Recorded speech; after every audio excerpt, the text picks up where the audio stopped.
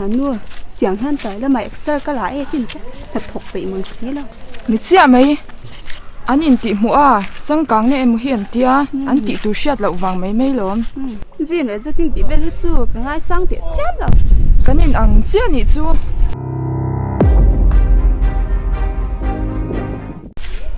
ui em thì chả nuôi in kia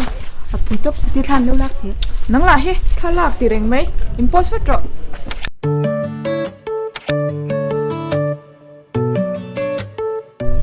à to kém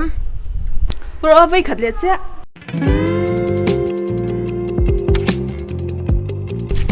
không muốn mất tiền để làm cái lâu anh xin nãy tục đứng ngất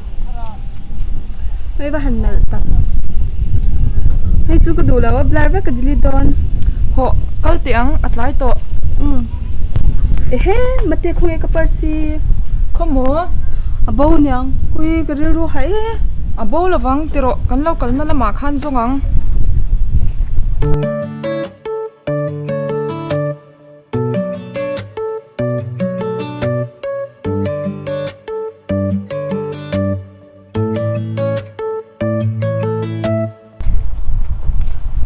Chị nuôi ta đi em. ô nhỉ cái bà hành lốm ta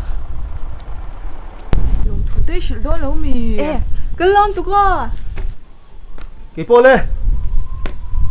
ui bà hành phil ta nia fel to atak sa chau ni lawin are lu po shel te la ni kha